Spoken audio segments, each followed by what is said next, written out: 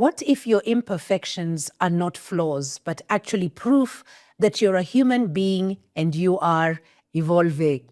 Hello, my name is Lucy Macridis, and I am voiced by Lucy, your go-to voice for impactful storytelling and dynamic delivery.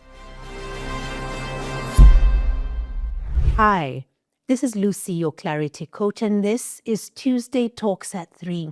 Welcome to the Rooted in Worth series, a series where we embody self-value. Today, the episode is all about embracing imperfections. And so I'm asking you, what if your imperfections were not flaws? You see, perfection promises safety, protection, and all that, but it also steals your joy. I know it for a fact. It has stolen my joy for many years until I arrived at this point where my flaws are actually what make me authentic. It's what I step into and it's what I do with it. Well, it is Valentine's this coming weekend. And in this month of February, we talk about self-worth. Now, if you have bought my book, and like I say, this book is available in the bookshop. This book is available with me. It's a 2026 vision board planner. And in the month of February, I allude to self-love and worth. In fact, I have used the words of Miriam Makeba, where she says, I will not adjust myself to the world. I am adjusted to myself. So I'm not perfect. Therefore, I'm adjusting to myself. And I'm inviting you to do the same thing. Do you know the cost of perfectionism is very high? Because I have walked it and I know that it limits my growth. I stopped being creative.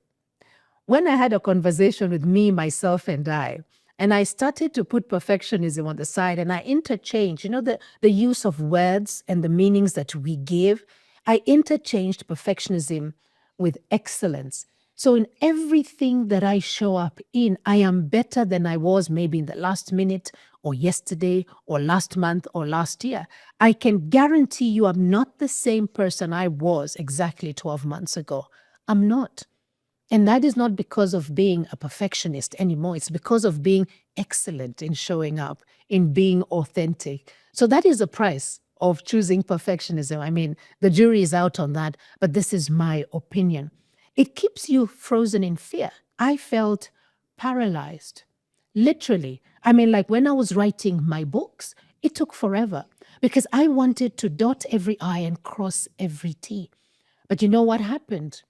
Others were moving ahead of me, people that I had been in class with, studying this very same thing, because I needed to be perfect. My imperfection allows me to learn, grow, and evolve.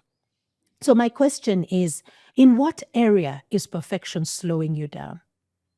Identify that place.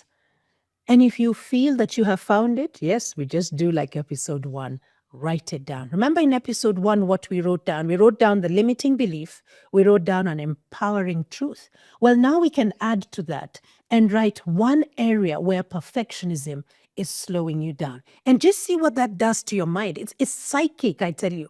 The minute you acknowledge it, things begin to shift. But for as long as you don't name it, we will continue in the way that we have and we'll still experience fear, paralysis of the analysis because you're going for perfectionism. Apart from knowing the cost of perfectionism, there's a progress as a form of self-love. So in being imperfect and being able to learn, for me, that is progress in self-love. So this particular weekend, as we celebrate Valentine's Day, let us be more intentional about how we love ourselves, because we need to love others as we have loved ourselves, or as we continue to love ourselves. Create room for learning, if that is what loving yourself looks like. Create room for rest, if that is what loving yourself looks like. Just create room for courage. If you have been desiring to be bold, and yet there were things that were holding you back, show up in your imperfection and consistently show up in that way intentionally. Does that make sense? You being able to choose self-love and self-worth, particularly this weekend. Sit with yourself. And I'd just like to know what kind of progress you are making. Tell me somewhere down here, because you don't need to be perfect to be powerful. You just need to keep going, one step ahead of the other. Let us help build one another.